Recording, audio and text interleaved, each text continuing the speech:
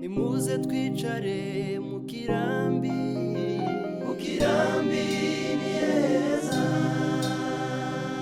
Bimenyera kiburuga mwese nimuze tuje Mukirambi ni heza. Mukirambi.com, Mukirambi TV 1.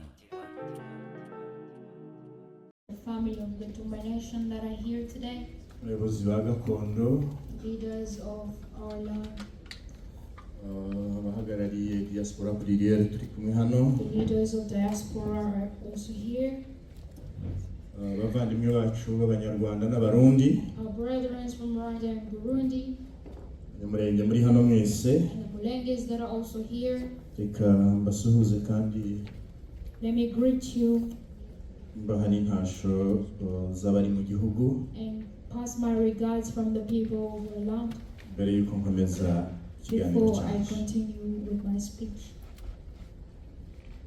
Uyu mugoroba This evening, duhuye tuje kwibuka ku nshuro ya 22. we came to remember for the 22nd time, Twibuka imiryango y'abanyamurenge remembering the families of Mulenge ndetse n'abandi bari baturanye and the neighboring people biciwe mu nkambi ya Gatumba mu gihugu cy'u Burundi. that were killed in Gatumba in the land of Burundi. Insanganyamatsiko y'uyu mwaka The curiosity of this year iravuga ngo twibuke says that we remember duharanira ubutabera fighting for justice kandi twamagana ingengabitekerezo ya jenoside. and fighting against the mentality of genocide. Iryo jambo ryonyine ry'insanganyamatsiko The word only rifite ibisobanuro byagutse ku mateka yacu Has- yaba mabi a bigger interpretation of our history, whether good ndetse n'ibyo duharanira kugira ngo tuzagire amahoro n'ituze mu gihugu. and the future that we fight for as peace in our nation. Kwibuka si uguhaha umujinya, si uguhaha umujinya. Remembering is not trying to buy anger. Kwibuka si uguhembera cyangwa gushaka kwihorera, We are not trying to seek revenge when we remember, ahubwo twibuka dushaka guha agaciro abacu twabuze bazira gusuka Imana y'abaremye.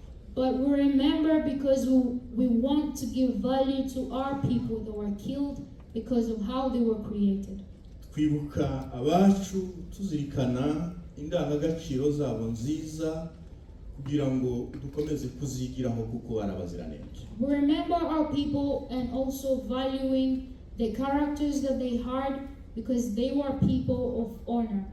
Twibuka kugira ngo twamagane ubugome n'indi migenzo n'imico isa n'iyo kugira ngo itazongera kubaho ukundi. We remember so that we can fight against bad, evil thoughts and other characters that look like that. Twibuka twibutsa abashinzwe ubutabera kugira ngo babutange kuko nicyo cyonyine bashiriweho kugira ngo barinde uwarengana uwo ari we wese. We remember reminding those that are supposed to give justice to give it to us because we deserve it. Niyo mpamvu duteranye kuri uyu mugoroba. And that is why we gathered today, this evening. Uyu mugoroba This evening, utubere umwanya mwiza let it be a good moment, nubwo ari igihe cy'intimba n'agahinda kenshi ku byo twabonye, even though it's a moment of despair and sadness of the things that we witnessed. ariko utume dutekereza amateka mabi yacu twagize, But let it be a reason for us to think of the bad history that we have kubera abatwanga n'abatatwifuza, because of the enemies that hate us. ariko tuvuga ngo ni izihe ngamba zo kwirinda kugira ngo izatubayeho ntibizongere kuba ukundi. But saying what are the measures we're going to take to prevent whatever happened from happening to us again. Turibuka jenoside yakorewe abanyamurenge mu Gatumba, We remember the genocide that was done for our people in Gatumba, dusaba ubutabera seeking justice kugira ngo turenganurwe kandi dusubizwe icubahiro cyacu. For us to receive our honor back and receive our justice. Imyaka 22 22 years. tuvuga ijambo rimwe ariko tutumva. Saying one word but not being heard. Biradusaba gutekereza uko mugenzi wanjye arimo abivuga ni izihe mpamvu zibitera. We need to think of the reasons why.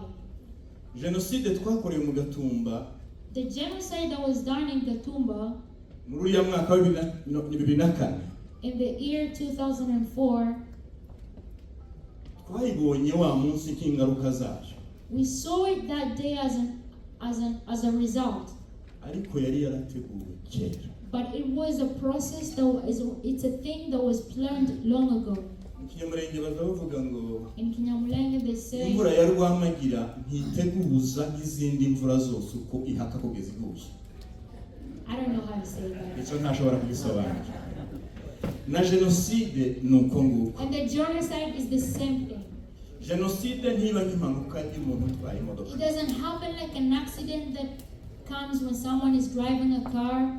Ahubwo genocide irategurwa ikagira ibyiciro byayo kugeza itangiye kugeragezwa no gushyirwa mu bikorwa. But a genocide is planned from the step 1 until it comes into the results. Genocide itangirwa n'ingengabitekerezo yayo kwanga abantu bamwe no kubaheza no kubita amazina. Genocide starts with creating separation of people and hating them and calling them names. Genocide igirwa no gushyira abantu mu byiciro ndetse no kubategura uburyo bazicwa bamaze kubambura uwo muntu kugira ngo nunamwica ntashobore gutaka. A genocide is done when you start by removing the value of a person and calling them names and separating them so that when you hurt them there is no effect because they're already unknown. Ubitegura ntabwo aba ari umuswa. The perpetrator is not a fool. Ashaka inzira zose abanza kwigisha iyo ngengabitekerezo akamenya yuko hari abayishyigikiye. They find ways to create an ideology and find people to learn it.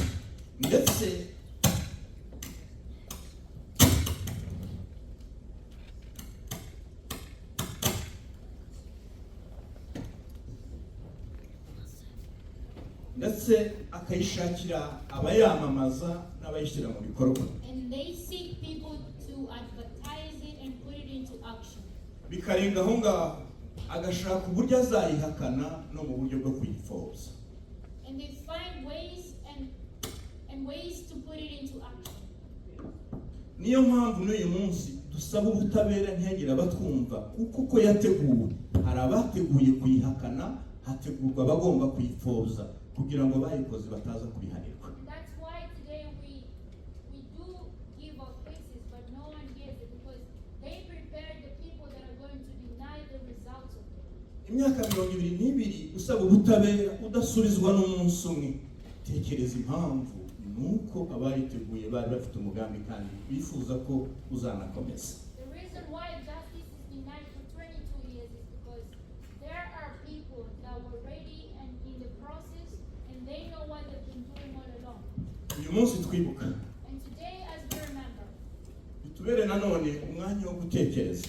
let it be a time for us to think.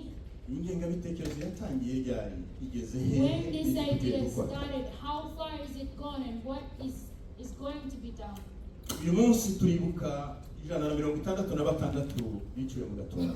Today we remember 116 people that died in Gatumba. Ariko biduha no kongera gusubiza amaso inyuma tukavuga ngo abantu bishwe kuri Kirumba 66 baziranye.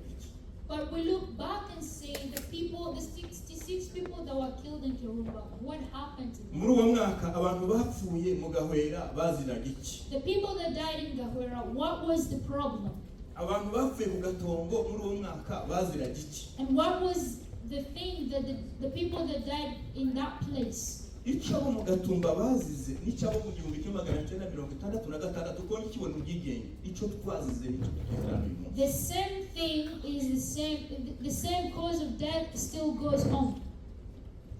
Abiciwe Kinshasa, Those died in Kinshasa, abiciwe mu Lubumbashi, the ones in Lubumbashi, abiciwe Kamina, those in Kamina, abiciwe Karemi, those who died in Kalemi, abiciwe muri Zura ndetse bakanameneshwa, those in Zura igihe twahawe iminsi 6 yo kuba twavuye muri Congo, the time we're given 60 days to leave Congo, ibyo byose ni ibyabanzirizaga ibyabaye mu Gatumba ariko bitegura kugira ngo bageze kugera ku cyo bifuje cyo gukora all those things ikorera were abanyamurenge. preparation of the day that was going to come as a big one. Nanone nyuma ya Gatumba And after the Tumba, hari ibindi bikomeye byabaye. there are other great things that happened. Mugenzi wanje amaze kuvuga ibyabaye ku bakozi ba Ebenezer, My colleague said what happened to the people of Ebenezer, ariko mbere yaho nsubiye nyuma gatoya muri buki ibyabaye muri Bogobogo no mu Kabera. but moving back to remember from Kavera and Bubogobogo, Ibyo byose yari ya ideology yari yarabizwe kuva kera it's kugira ngo the ishike mu bikorwa. ideology that was growing in the mind of people. Na nyuma yaho kuva 2017 kugeza uyu munsi Since 2017 until now, tumaze kubura abantu barenga 2,000. we have lost more than 2,000 people. Imihanda irenga 700 yaratwituriye amatongo. 700 and more of the areas were burned. Ubusho bw'amatungo ariho ubutunzi bw'abanyamurenge burenga 700 byaranyazwe bigurishwa na leta mu masoko Our ye. livestock were stolen and they were sold by the government in the places in Congo. Insengero n'amashuri n'amavuriro byose birasenywa. Churches and schools and hospitals, they were all destroyed. Byari bigamije kugira ngo umunyamurenge yibagirane uzarokoka ahunge ntazabe. Was for Munyamulenge to be forgotten and he who remains to run away. Ariko izo zose ni ibikomeza kugira ngo umunyamurenge atongera kuba mu gihugu. But all these things are aiming at making Munyamulenge homeless. Uyu munsi ubwo twibuka And today, as we remember, tuje guhumuriza, we've came here to grieve with each other. tuje kubwira ngo dukomere, And we came to strengthen each other. tuje kuvuga ngo duhaguruke kigabo, And we came to say we're going to stand up like men. tuje kuvuga ngo ubutabera buraharanirwa, We came to say that justice is fought for. tuje kuvuga ngo ubutabera busaba imbaraga, We say that justice requires power. tuje kuvuga ngo ubutabera burasaba gushyira amanga, We say that seeking justice needs confidence. tuje no kuvuga ngo And we are also saying ubutabera bushakwa mu nzira that zose. justice is sought in all ways. Ubutabera Justice bw'isi of the world ya none of today, ntabwo wabona utagaragaje icyo ushoboye. you cannot receive it if you don't show what you're able to do. Isi yataye indangagaciro z'ubumuntu, The world lost the character called humanity, yambara ikimwaro ndetse n'isoni. and it wore shame and disgrace. Yemera kuberwa n'uwo mwambaro, And the world accepts that clothing aho umuntu areba ukuri akaguhindura uko ashaka kandi ukuri kugaragara. where a person speaks the truth, but everyone has the right to look at it from a different perspective and call it whatever they want. Umwanditsi umwe yaranditse aragira ati, And one writer wrote and said, ubuswa buruta ubundi bwose bubaho ku isi that the greatest foolishness ever ni ukunanirwa gukora icyo wagombye gukora kandi aricyo uhamagariwe gukora. is not being able to do what you're called for, and yet it's what you are able to do. Kuba wahamagariwe kugira icyo ukora kiri mu nshingano, Being that you are called to do something and it's in your responsibility, ntugikore kandi nta kikubuza kugikora, and you don't do it without any obstacles, avuga ko ari bwo buswa. they say that is the foolishness.